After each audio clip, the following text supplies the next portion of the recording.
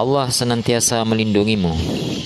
Berulang kali, tidak hanya sekali usaha pembunuhan terhadap Rasulullah dilakukan, namun jumlah minimal yang sampai pada kita dapat dihitung dengan kedua jari tangan.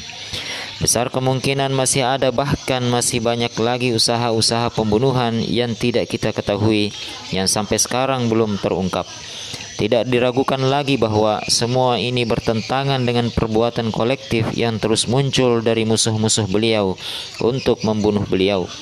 Selama masa kenabian, kehidupan Rasulullah terus terancam dan menjadi target musuh-musuh beliau. Yang perlu kita perhatikan di sini secara umum adalah tentang akibatnya secara individu, agar kita dapat mengambil sisi positifnya dan mengkajinya dengan cermat dan penuh pertimbangan setelah memahami dan menyelidikinya secara mendalam. Dugaan percobaan pembunuhan pertama. Mari kita mulai dengan pembicaraan sebuah upaya yang diduga merupakan usaha yang pertama kali dilakukan untuk membunuh Nabi setelah hijrah. Umair bin Wahb, seorang Quraisy dari Bani Jum'ah, seorang yang galak dan keras kepala serta ditakuti oleh musuh-musuhnya. Hampir setiap muslim mengenal siapa lelaki ini. Bagi mereka, kekejaman sosok lelaki ini lebih terkenal daripada panasnya api. Di kota Mekkah, hanya beberapa orang muhajirin yang dapat selamat dari perbuatan sadisnya. Akan tetapi seorang lelaki, setelah kekalahan kafir Quraisy di peperangan Badar dan setelah ia lari bersama-sama mereka, mulai tidak banyak memikirkan anaknya yang menjadi tawanan kaum muslimin.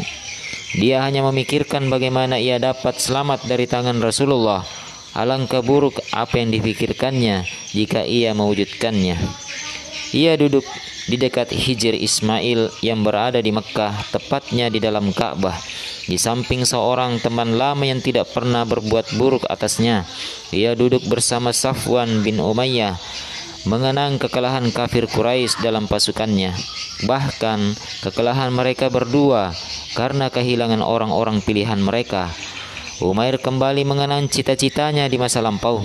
Seandainya ia dapat melunasi hutangnya atau dapat menjamin keluarganya setelah ia meninggal, seandainya itu terjadi, niscaya ia akan cepat-cepat pergi ke Yasrib, menempuh jalan licik dan muslihat. Dengan pura-pura ingin membebaskan anaknya, kemudian menyusup hingga sampai pada Muhammad dan menebas lehernya dengan pedang atau menikamnya dengan belati. Sekarang semua itu tidak mungkin terjadi. Safwan sendiri tidak kalah benci dan dendam dibandingkan Umair.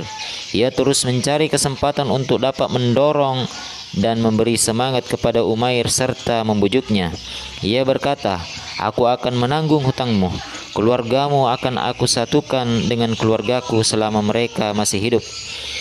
Dengan nada setuju dan meminta syarat, Umair mengatakan, "Jika demikian, rahasiakanlah rencana ini."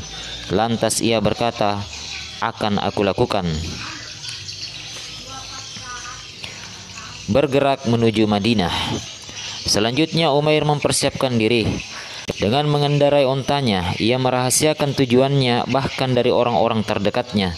Dengan melewati gurun pasir, ia berharap dirinya akan dapat melakukan tujuannya.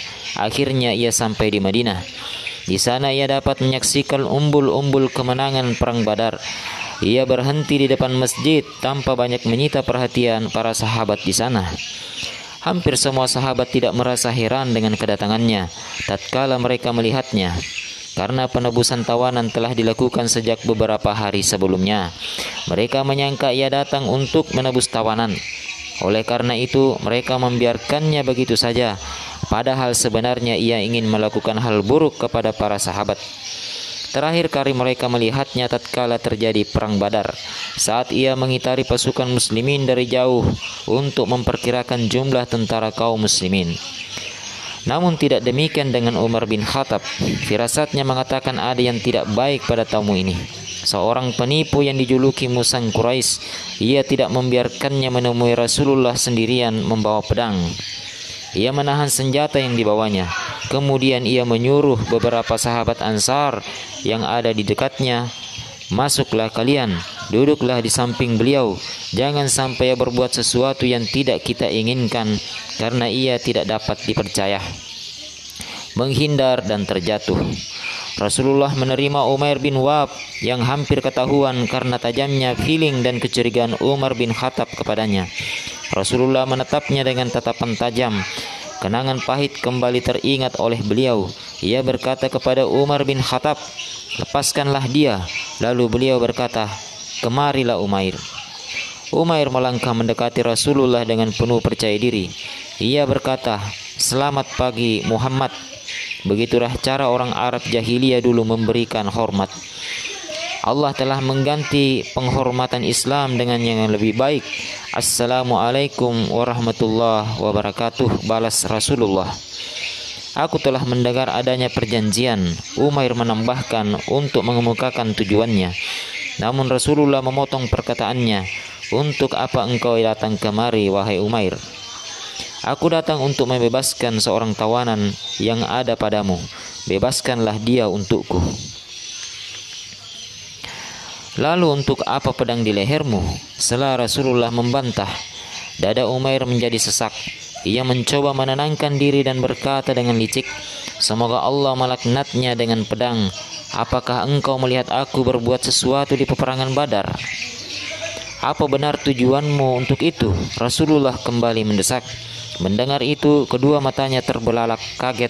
Dengan nada membantah namun seperti mengakui, ia mencoba menjawabnya, "Aku hanya datang untuk itu." Saat itu juga Rasulullah berteriak dengan keras, "Engkau Safwan bin Umayyah telah duduk bersama di Hijr Ismail. Kalian berdua bercerita tentang orang-orang Quraisy yang kalian sayangi. Saat itu engkau berkata, seandainya aku tidak memiliki hutang dan keluarga, niscaya aku akan membunuh Muhammad. Lalu Safwan menanggung hutang dan keluargamu agar engkau dapat membunuhku. Namun pasti Allah akan menghalangi rencanamu itu." Masuk Islam dan disambut gembira. Seketika itu Umair tidak dapat berbuat apa-apa. Rasulullah telah mengetahui maksudnya. Sungguh wahyu Tuhan akan mengalahkan kelicikan manusia. Sama sekali manusia tidak dapat berbuat apa-apa.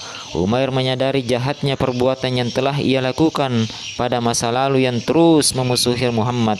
Sekarang ia menemukan sesuatu yang nyata, bahwa Allah telah melindungi dan menjaga nabinya. Saat itu juga di hadapan keheranan dan kebencian orang-orang yang hadir, ia menyatakan, "Aku bersaksi bahwa engkau adalah utusan Allah. Wahai Rasulullah, aku telah tidak mempercayaimu tentang kebaikan yang engkau bawa dari langit dan wahyu yang engkau terima. Rahasia ini hanya aku dan Safwan yang mengetahuinya. Demi Allah, sungguh aku mengetahui bahwa tiada yang memberitahukannya kecuali Allah." Raut muka Nabi Shallallahu Alaihi Wasallam terlihat gembira. Beliau hanya menginginkan agar Umair masuk Islam. Beliau menoleh kepada para sahabatnya dan seperti biasanya berkata, "Akrabilah saudara seagamamu dan lepaskanlah tawanannya." Pada saat itu Safwan bin Umayyah tidak menyangka temannya akan berkhianat dan meninggalkannya. Ia terus menyembunyikannya setelah ia mampu menepis keinginan kafir Quraisy dan menunjukkan kepadanya dengan sindiran yang hampir jelas tentang terjadinya peristiwa yang mengkhawatirkan. Memang ia berulang kali duduk bersama-sama mereka, namun ia tidak menyingkap rahasia tersebut. Berbahagialah atas segala sesuatu yang akan terjadi sekarang. Sebuah peristiwa yang akan dapat melupakan kita akan kekalahan perang Badar, ujarnya. Tatkala mereka mendengar itu, mereka berusaha mengetahui kejadian sebenarnya yang masih dirahasiakan. Kemudian ia bertanya kepada sebuah kafilah tentang keadaan Umair bin Wahab di Madinah. Seketika ia terkejut dan kebingungan tatkala mendengar bahwa Umair telah mendatangi Muhammad dan menyatakan keislamannya. Ia sangat marah dan bersumpah, "Demi Tuhan, selamanya aku tidak akan meminta bantuan dan tidak pula akan berbicara kepadanya." Usaha pembunuhan kedua. Upaya kedua yang dilakukan mereka sangat mengherankan. Irbad bin Qais dan Amir bin Tufail, masing-masing adalah pemimpin sukunya, datang menemui Rasulullah di Madinah. Rasulullah sedang duduk ketika mereka sampai di hadapan beliau. Keduanya duduk di depan beliau. Mereka berkata dalam hati dan mengharapkan sesuatu akan terjadi. Mereka menyangka bahwa Rasulullah mengharap keduanya akan masuk Islam, sehingga beliau berkenan memberikan sesuatu kepada mereka. "Apa yang akan engkau perbuat jika kami masuk Islam?" tanya Amir. "Engkau akan memiliki apa yang dimiliki oleh kaum muslimin," jawab Rasulullah singkat. Jawaban itu tidak membuat Amir terkejut. Akan tetapi ia malah berseru, "Jika kami masuk Islam, apakah engkau akan menjadikan kami pemimpin setelahmu?" Rasulullah menjawab, "Tidak untukmu ataupun kaummu, tetapi yang akan engkau dapatkan adalah tali kendali unta, menjadikannya sebagai pemimpin tentara berkuda." Dengan diplomatis dan penuh harapan ia menjawab, "Jadikanlah aku pemimpin di pedalaman dan engkau di kota." "Tidak," jawab Rasulullah tegas. Amir langsung berdiri diikuti oleh Irbad. Keduanya adalah orang yang jahat dan kasar. Sambil pergi kemudian Amir mengancam Rasulullah. Ia berkata, "Sungguh aku akan menghancurkanmu dengan tentara berkuda dan tentara pejalan kaki." Rasulullah langsung menjawab, "Allah akan menghalau kalian semua." Dalam satu riwayat lain disebutkan, "Dan anak-anak kaum Ansar." Lantas keduanya keluar meninggalkan Rasulullah. Tatkala mereka telah keluar, Amir berkata, "Hai Irbad, aku akan mengecoh Muhammad dengan cerita hingga sibuk denganku. Setelah itu engkau tebas dia dengan pedang dari belakang. Jika ia terbunuh, maka orang-orang akan mau membayar pajak dan tidak akan lagi berperang." "Baiklah, aku akan lakukan," jawab Irbad. Persekongkolan dua orang picik. Kemudian keduanya kembali, seolah-olah hendak memulai pembicaraan baru bersama Rasulullah. Amir berkata, "Wahai Muhammad, kemarilah, aku ingin membicarakan sesuatu." Rasulullah bangkit dari duduknya dan keduanya bersandar di tembok. Amir berdiri sambil berbincang dengan Rasulullah. Beliau berdiri menghadap Amir yang sedang bersandar ke tembok, sedangkan Irbad mulai bergerak memutar berada di belakang Rasulullah. Tatkala ia ingin mencabut pedangnya dan tangannya telah memegang gagang pedang, mendadak ia tak mampu menghumus pedangnya. Ia mencoba kembali, akan tetapi tetap saja tidak berhasil. Kemudian ia memberi isyarat kepada Amir. Keraguan Rasulullah pun mulai muncul. Dengan cepat Rasulullah berpaling ke belakang. Beliau melihat Irbad penuh kebingungan. Segera saja Irbad menarik tangannya dari gagang pedang. Saat itulah para sahabat mengetahui niat buruk yang hendak diperbuat oleh kedua orang tersebut. Uzaid bin Hudair, seorang sahabat Ansar yang dihormati, berdiri dan menghina mereka berdua. Dengan keras dan membentak ia berteriak, "Pergilah kalian berdua, semoga Allah melaknat kalian." Lantas ia mendekati mereka berdua. Pengampunan Nabi dan siksa Allah. Rasulullah tidak bermaksud membalas perbuatan Amir dan orang yang ingin menelikungnya. Beliau hanya mendoakan buruk mereka berdua, dan itu sudah cukup bagi mereka berdua. Tatkala mereka telah jauh meninggalkan Madinah, tiba-tiba petir menyambar-nyambar di atas mereka dengan dahsyatnya. Sebuah lidah petir dengan cepat menyambar dan membakar Irbad. Amir pun lari terbirit-birit meninggalkannya. Namun ia tidak dapat lari dari takdir Allah. Walaupun ia dapat selamat dari sambaran petir, namun ia tidak dapat lari dari siksa Allah. Akhirnya, sebelum ia sampai ke wilayahnya, sebuah luka menimpanya, atau sebuah kelenjar tumbuh di pundaknya. Awalnya Amir tidak menghiraukan hal itu, namun lama-lama luka tersebut tidak juga hilang dan terus mengganggunya. Akhirnya ia mengauk seperti kerbau, hingga ia meminta perlindungan di rumah seorang perempuan dari Bani Salul yang terkenal dengan keburukan dan kejahatannya. Ia menjatuhkan badannya di ranjang wanita itu sesaat. Kemudian ia mulai berputar-putar seperti himar dalam kandang. Sambil menghela napas ia mengeluh, "Kelenjar ini seperti kelenjar onta." Ia akhirnya mati di rumah wanita Bani Salul. Ilmu hitam orang Yahudi. Usaha ketiga percobaan pembunuhan terhadap Nabi Shallallahu Alaihi Wasallam dilakukan melalui seorang wanita Yahudi yang sangat dendam dengan Rasulullah. Hingga seandainya Allah tidak melindungi Rasulullah, dia dapat membunuh Rasulullah dalam waktu singkat secara diam-diam, yaitu dengan racun yang mematikan. Zainab bin Al-Harits, ayah yang terbunuh di medan perang Khaybar. Demikian juga paman dan istrinya, serta beberapa kaumnya ikut terbunuh dalam peperangan itu. Itu semua membuatnya sangat marah dan bertekad untuk membunuh Rasulullah Sallallahu Alaihi Wasallam. Hingga ia dapat membalaskan dendamnya, ia terus mencari rahasia kehidupan pribadi Rasulullah untuk melancarkan usahanya. Ia mencari tahu makanan yang sering dimakan Rasulullah agar ia tahu bagian kambing mana yang paling disukai oleh beliau. Informasi yang didapatkannya menyatakan bahwa kaki depan dan kaki belakang merupakan bagian yang disukai beliau.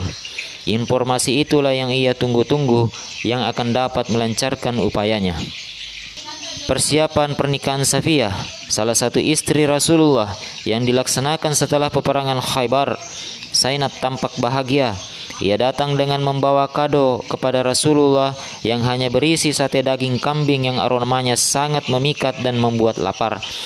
Akan tetapi karena dendam dan kebencian yang ada dalam bayangan wanita licik tersebut, ia memberikan racun pada seluruh daging tersebut, sementara pada bagian kaki depan dan belakang, yakni bagian yang paling disukai Rasulullah, ia memberikan racun lebih banyak. Ketika itu ia mendekati tempat Nabi dengan cerdik dan licik. Ia berkata kepada beliau dan para sahabat di sekitar beliau, "Ini kado untuk kalian pada pernikahan Safiyah." Lalu ia meletakkan daging kambing di tangannya dan pergi meninggalkannya tak begitu jauh. Rasulullah menerima kado tersebut. Ini merupakan karakter beliau. Sambil mendekatinya, beliau memanggil para sahabatnya. Zainab menunggu hasil upayanya. Batinnya terus berharap. Tatkala ia melihat Rasulullah mengambil kaki depan dan menggigitnya, lalu melihat Bishr bin Al-Barra yang paling dahulu menggigit salah satu tulang kambing itu, hatinya berteriak girang. Ia merasa tujuannya akan segera tercapai dan tawa kemenangan akan segera keluar dari mulutnya dan orang-orangnya. Makanan beracun. Namun selang beberapa saat Rasulullah berhenti mengunyah makanan di mulut beliau dan membatalkan untuk menelannya. Setelah menguyahnya, kemudian beliau segera memuntahkan dan berteriak kepada para sahabatnya, "Tahan, Allah telah membisikkan kepadaku bahwa tulang ini beracun." Para sahabat membuang makanan yang ada di tangan mereka sebelum memasukkannya ke dalam mulut, kecuali Bishr bin Al-Barra yang sedang merasa sangat lapar. Ia telah terlanjur mengunyah dan menelannya. Pedang yang tajam telah terlanjur masuk ke dalam. Ia mulai merintih kesakitan. Racun itu telah menjalar ke tubuhnya hingga mukanya menjadi kebiruan. Dengan cepat para sahabat menangkap wanita Yahudi yang telah menyadari bahwa tiada jalan baginya untuk kabur. Sebagaimana ia menyadari bahwa tipuannya telah terbongkar sebelum tercapai tujuannya, wanita itu tak dapat menghindar dari pertanyaan-pertanyaan para sahabat untuk mengetahui maksud utama perbuatannya. Tiada jalan lain baginya kecuali mengakui perbuatannya disertai alasan dari semua perbuatannya yang lebih buruk dari dosa dirinya sendiri. Dengan jujur ia mengakui perbuatannya kepada Rasulullah. "Maaf dan peringatan terakhir. Engkau telah mengetahui apa yang telah terjadi padaku dan kaumku. Kini aku ingin membalas perbuatan itu dan aku berkeyakinan jika Muhammad seorang raja, niscaya aku akan dapat membinasakannya. Namun jika ia seorang nabi, niscaya semua itu tidak akan dapat berdampak buruk atasnya." Rasulullah memberikan ampunan kepadanya karena semua itu hanya menyangkut dirinya sendiri. Walaupun dampak racun tersebut mengenai tubuh Rasulullah sendiri. Hingga pada suatu hari beliau meminta salah seorang budak Badi Bayadlah untuk membekamnya. Walaupun Rasulullah telah memberikan ampunan kepadanya, namun wanita itu tidak dilepaskan begitu saja. Ia diserahkan kepada orang-orang agar mereka menentukan hukuman apa yang patut diterimanya jikalau temannya meninggal akibat racun itu. Selang beberapa hari setelah kejadian itu, Bishr meninggal dunia. Hak mereka pun dilakukan. Wanita itu dihukum qisas sebagai ganti teman mereka.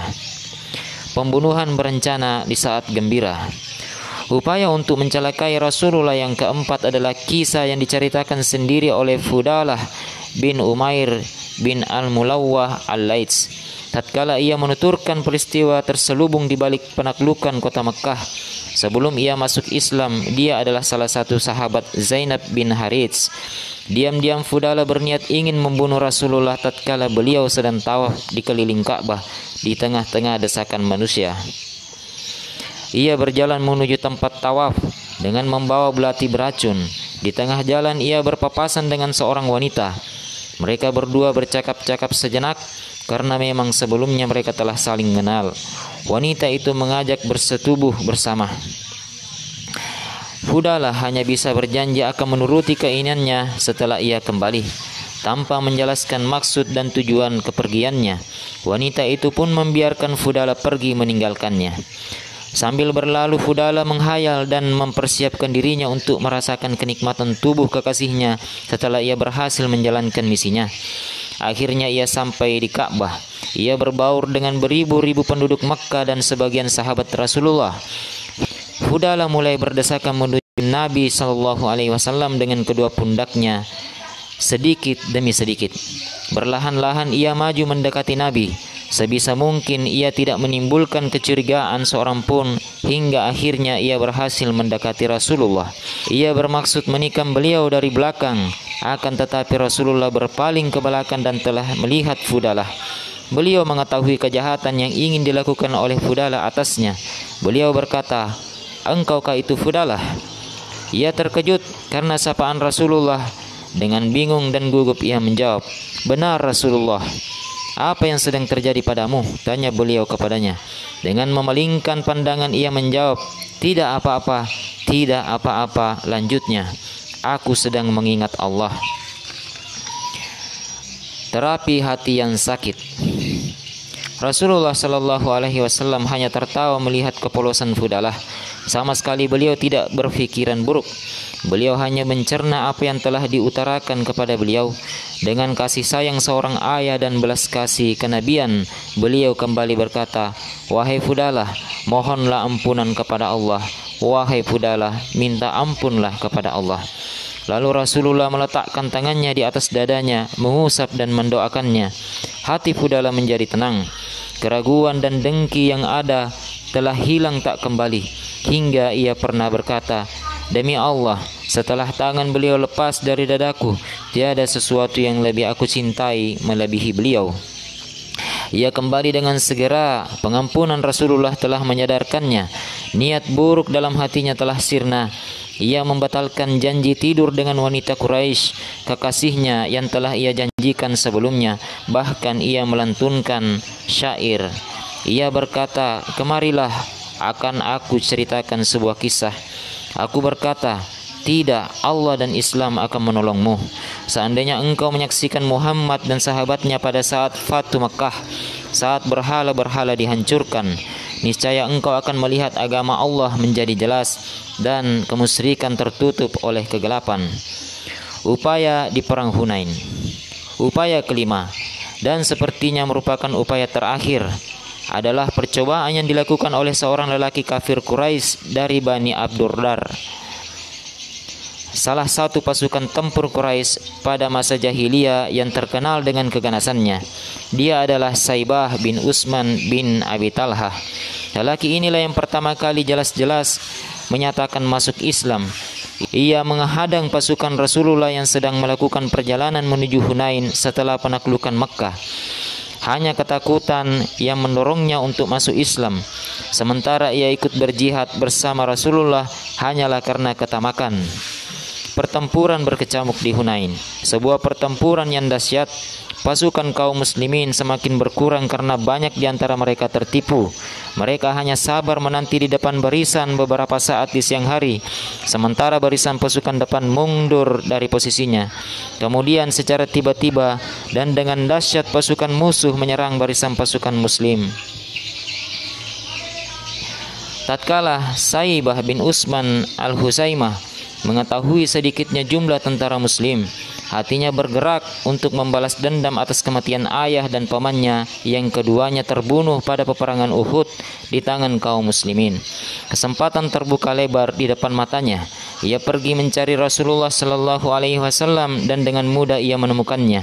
Karena ketika sebagian besar pasukan muslimin lari mundur, beliau tetap bersikukuh seperti singa buas, memberi semangat kepada para sahabatnya dan memperkenalkan dirinya. Beliau berteriak, "Aku adalah seorang nabi, tiada dusta atasnya. Aku adalah keturunan Abdul Muthalib. Allah melindungimu dari musuh." Selanjutnya Saibah menuturkan, Aku mendekati Rasulullah agar bisa berada di samping kanannya, namun pamannya Abbas bin Abdul Muthalib lebih dulu berada di sana. Dalam hati aku berkata, pamannya tidak akan dapat melindunginya. Terpaksa aku memilih di sebelah kirinya. Akan tetapi aku akan berdampingan dengan Abu Sufyan bin Harits bin Abdul Muthalib. Dalam hati aku bergumam, anak pamannya juga tidak akan melindunginya. Kemudian aku mendekati beliau dari belakang hingga berkesempatan segera menyabetnya dengan pedang. Akan tetapi tiba-tiba jantungku berdebar kencang. Lalu salah satu tanganku kututupkan ke mataku. Aku pun kembali ke belakang. Rasulullah menoleh ke arahku dan berkata dengan bersumpah dan atas nama Allah serta menunjuk kepadaku, wahai Saibah, kemarilah. Ya Allah, hilangkanlah syaitan dari dirinya. Ya Allah, berikanlah Saibah hidayah. Ya Allah, berikan Saibah hidayah. Ya Allah, berikan Saibah hidayah. Saibah melanjutkan, demi Allah, tatkala beliau mengangkat tangannya dari dadaku untuk ketiga kalinya, tiada manusia yang lebih aku cintai daripada beliau.